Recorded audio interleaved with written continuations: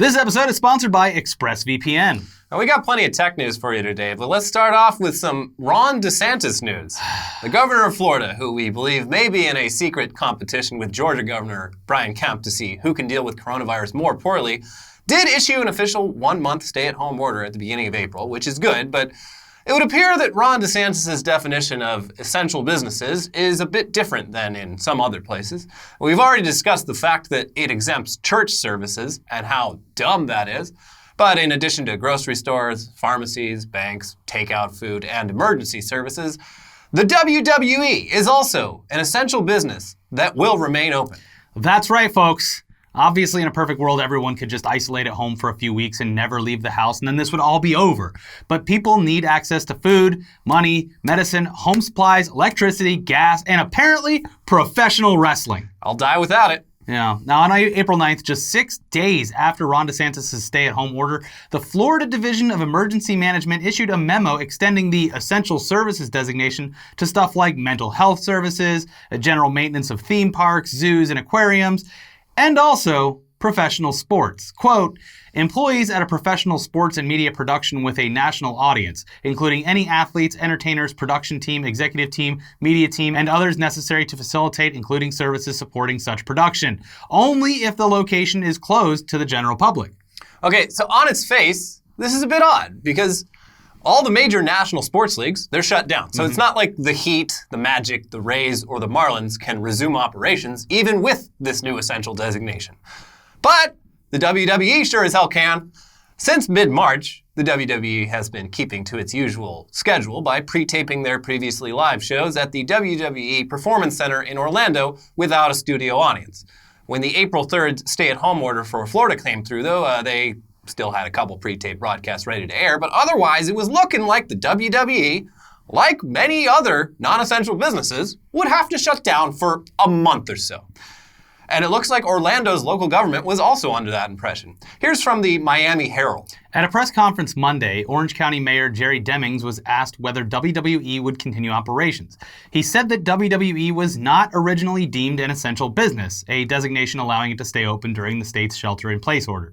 However, a conversation with DeSantis changed that. Quote, I think initially there was a review that was done and they were not initially deemed an essential business. With some conversation with the governor's office regarding the governor's stay-at-home order, they were deemed an essential business, Demings said. Therefore, they were allowed to remain open. So you see, they weren't essential, and then Ron got me on the phone, and, well, long story short, they're essential now. The fingers mean money! And by the way, we obviously, our familiarity with wrestling in general, not great. You know that. Our friends at Steve and Larson on the Going in Raw YouTube channel and podcast, they cover this all in much more detail. Definitely go there. We'll leave a link in the description for their YouTube channel and everything because they're going to have a lot more information on the implications for the next part of this news. Yeah. And they do have a lot of content regarding that. Yeah. So anyway, how exactly is it that this business, the WWE, which entirely revolves around performers violently violating social distancing guidelines and has had crew employees test positive already, how is it that they are allowed to continue operations? I don't know. An act of God? Well, look, maybe Ron DeSantis is just a really big wrestling fan. We don't know whether he is or isn't, but we do know that he's a really big Donald Trump fan. Trump played a huge part in getting DeSantis elected back in 2018, and one could argue that DeSantis is indebted to Trump for this. Among Trump's many other big fans, though, are WWE Chairman and CEO Vince McMahon and his wife, Linda McMahon. In fact, the McMahons are more than just fans of the president. They are close friends of his. Trump famously made a number of WWE appearances before running for president, and Linda McMahon had a job in Trump's cabinet running the Small Business Administration from Inauguration Day until almost exactly a year ago, when she then left her cabinet position to become the chair of the pro-Trump America First Action Super PAC. That super PAC just so happens to have announced $18.5 million in campaign ad spending for the Orlando and Tampa TV markets on the very same day that the WWE was declared an essential business in Florida. I know I'm not supposed to touch my face, but I'm just humming so hard about this. If you can see, my brain is getting red because it's just going, I don't know about this. Seems kind of suspicious. But then again, why would they do it so blatantly? Yeah. So, look, this could all just be a big old coincidence. But on the other hand, it's understandable that some might look at all this and see that, one, Trump, of course, really wants to win in the swing state of Florida this November.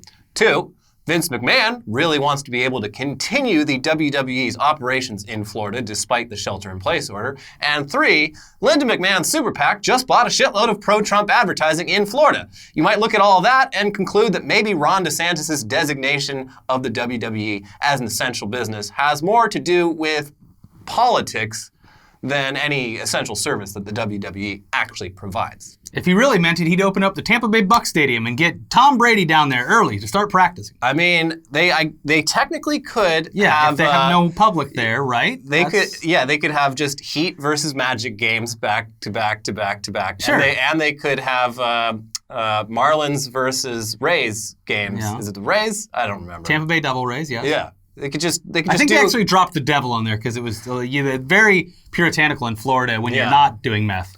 I'd love to support this team, but Yeah. I don't support the devil. Anyways, of course, even with the WWE production continuing, Vince McMahon hasn't had the best week.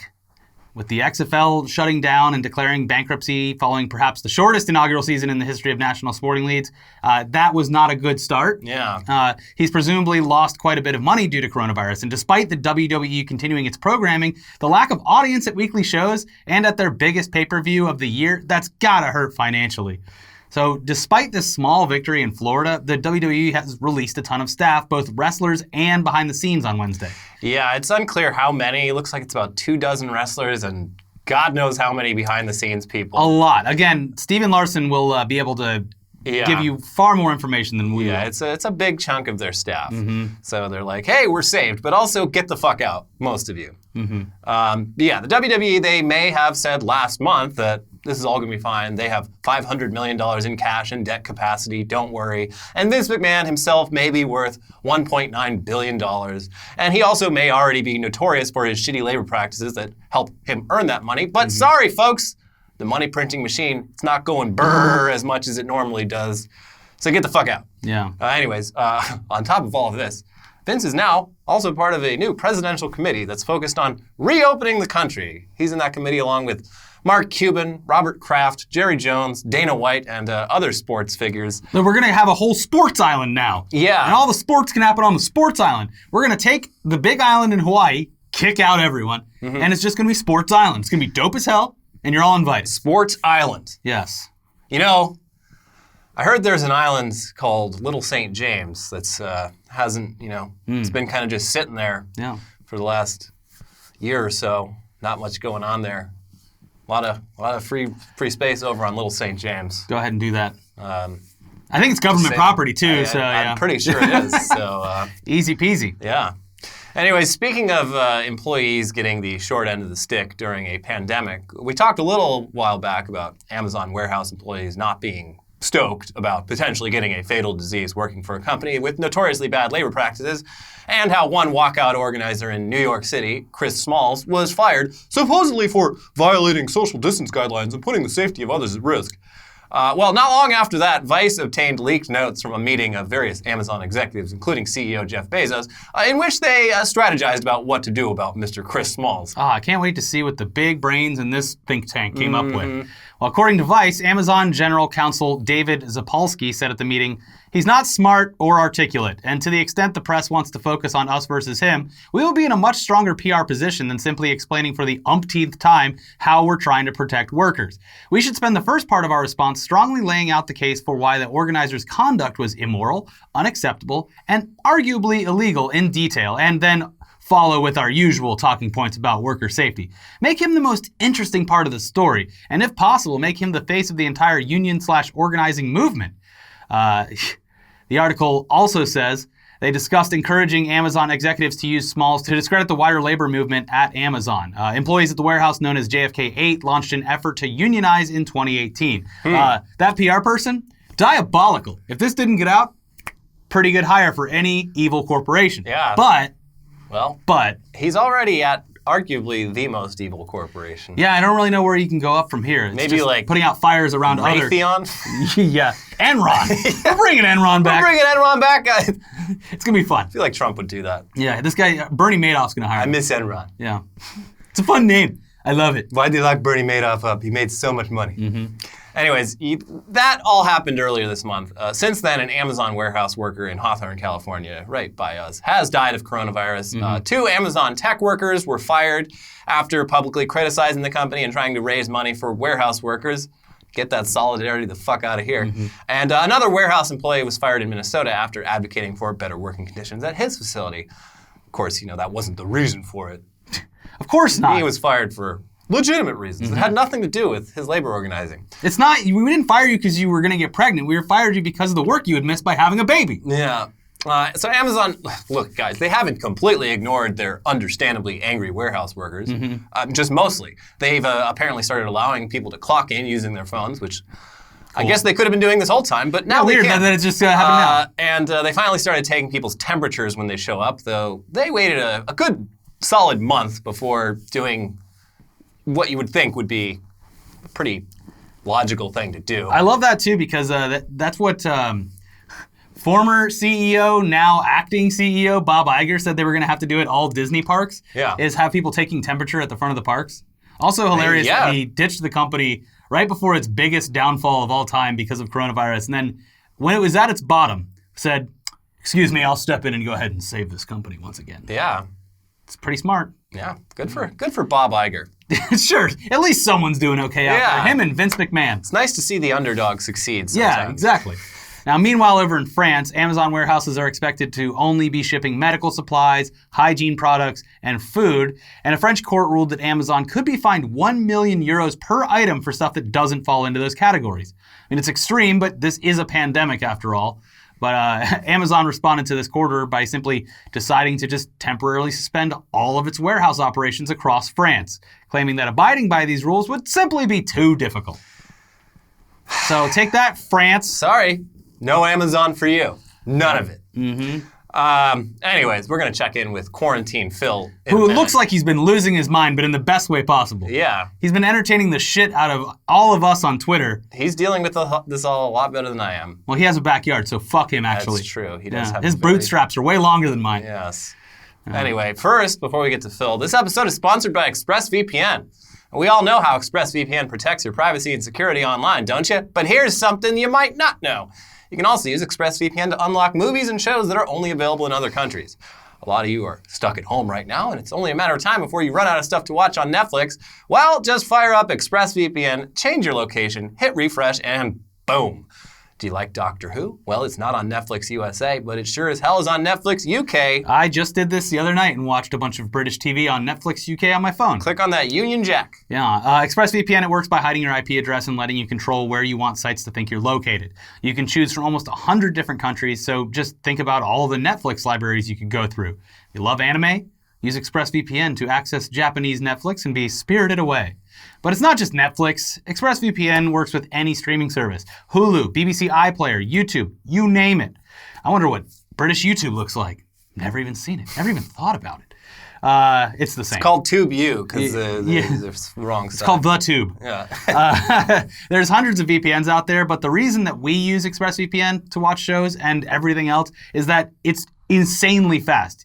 You probably won't even notice any buffering or lag. We really haven't. And you can usually stream in HD, no problem.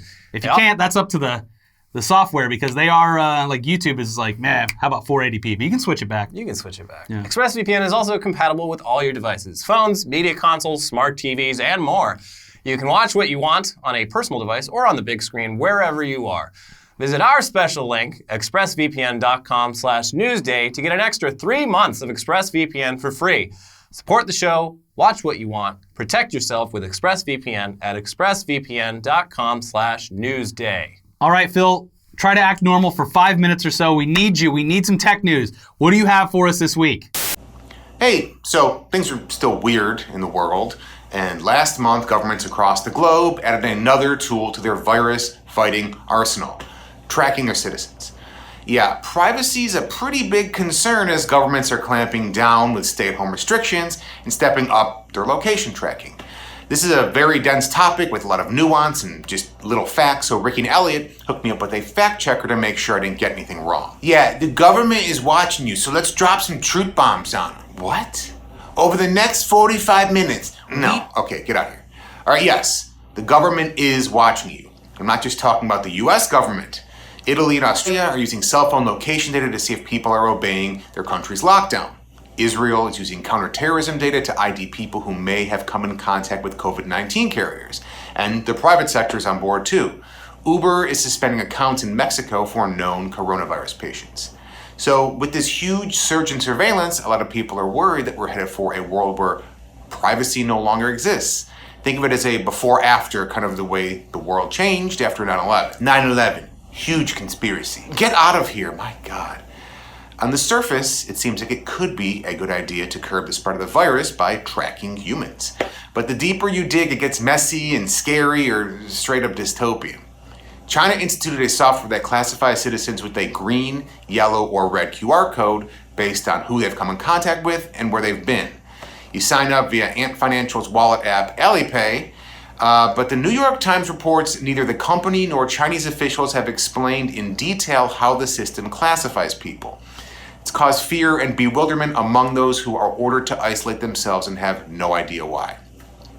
And once a user allows the software access to their data, a program called Report Info and Location to Police sends the person's location, city name, and identifying code number to a server. The software does not make clear to users its connection to the police. Yeah, of course it would go to the police. Are you playing Game Boy? Oh, because to me, privacy isn't a game, boy. Jesus Christ.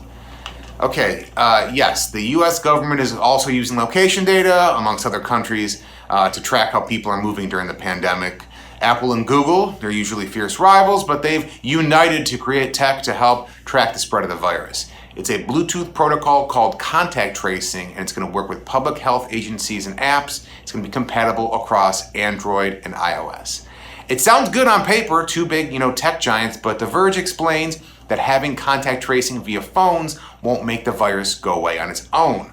If it's going to be successful, this tech needs to interface with and support whatever government measures that are or will be in place as this whole situation evolves. Plus, when that old chestnut of we need more testing and supplies and a vaccine, but the dark cloud that hangs over this whole thing is privacy.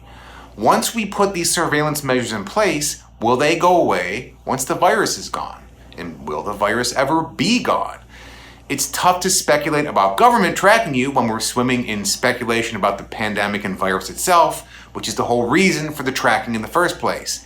Can you get it a second time? No one knows.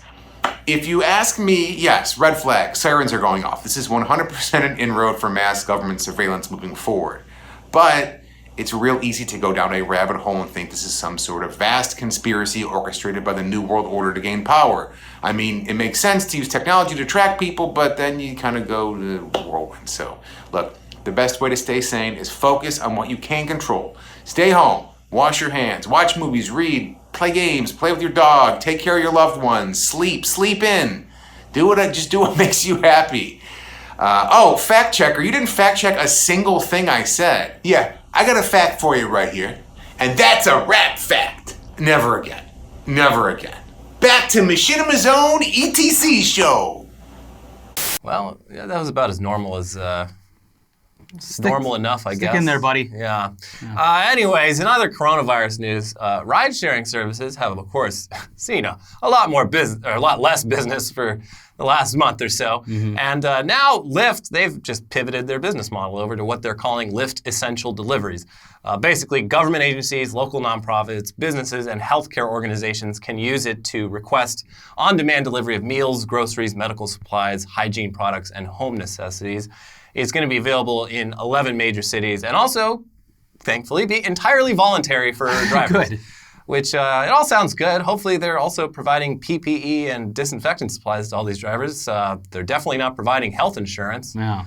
So, but it's cool. The Democrats are going to work on COBRA. The best. Everyone loves plan. COBRA insurance. Yeah. You know what people love more than their private insurance? COBRA. COBRA. Yeah, the one that costs like $1,500 a month. Yeah. Also, Waze released some data today saying that overall traffic in the United States, I believe it's the entire United States, is down 60%. Sounds about right. Sounds nice. Mm-hmm. Anyways, in other news, the streaming wars, they rage on. And now, you might not have known it because I didn't until I saw the news article pop up today after it had already launched. Yeah. But NBC Universal's Peacock has officially joined the fight. That's right, you now got Netflix, Hulu, Amazon Prime, Disney Plus, Quibi, a bunch that we're not even mentioning, and Peacock. And in just a few weeks, HBO Max will be joining the fight as well. It's a crowded ring, a Royal Rumble. Yeah. But okay, wait. Peacock, it may have launched on Wednesday, but also not really, which is another reason you should be surprised that it even snuck in there. This is more of a Google Stadia style launch. I guess. Yeah. So far, Peacock is only available to Comcast subscribers who are on the X1 or Flex plans and have a specific set-top box. It's stupid. The actual real launch, it's not till July 15th, which is 3 months from now. So this is a beta, I guess. I don't understand why. Seems like it would be harder to implement on specific set-top boxes than just putting out an app, but I don't know. I'm not a billionaire tech executive or entertainment executive. But it seems like a beta, sure. Based on the fact that even among Comcast subscribers with the right box, they might actually have to wait 2 weeks to get it while it's rolling out. They're not even everyone on Comcast. They're like, I don't know, just check your box like once a day. You might have it, you might not. This is exactly how cable TV used to be in like the 90s. Because I specifically remember when ESPN2 debuted, it was like ESPN2 originally was for extreme sports, so I was really stoked to get it on my TV, and it was like a wave coming through my city of when you would get it. So at school, kids would be like, "Nah, I got it the other day. It's badass." Yeah. And I'd be like, "Fuck!" I'm just sitting there not watching it. And then one fateful night, I turned on the box and it was there. Yeah. Peacock Peacock's entire pitch was like, look, we're not going to have as much original content or just as much content in general as these other services, but you know what we will have? The 2020 Tokyo Olympics. Oh, and that was their big crown jewel. Ooh. And that's not happening anymore. No, it's not. So, NBC has sold off all of their most valuable shows to other proprietary streaming applications. Like Seinfeld, and Friends, and The Office. Yeah, well, Did they have The Office? I think Peacock is getting The Office next year. And they just sold off Community to Netflix.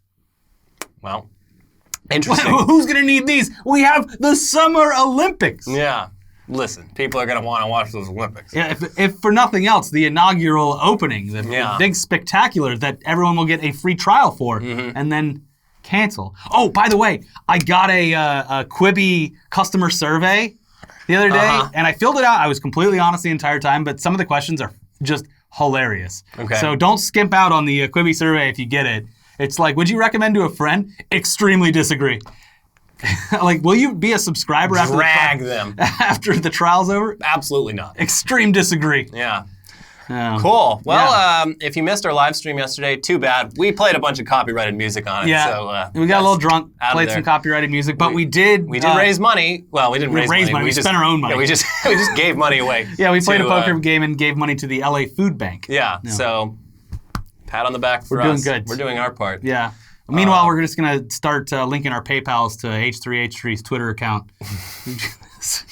In the meantime. Yeah. But yeah, if you missed the most recent episodes of Weekly Weird News and News Dump, you know where to find them. No, there's Internet Today Daily. Oh, that too. The other episode. It's whatever. It's all over there. The NASCAR driver. He said the gamer word. he got a little heated. Got fired on his day off. Anyways, check out those videos, and we'll see you very soon. Bye-bye. Bye.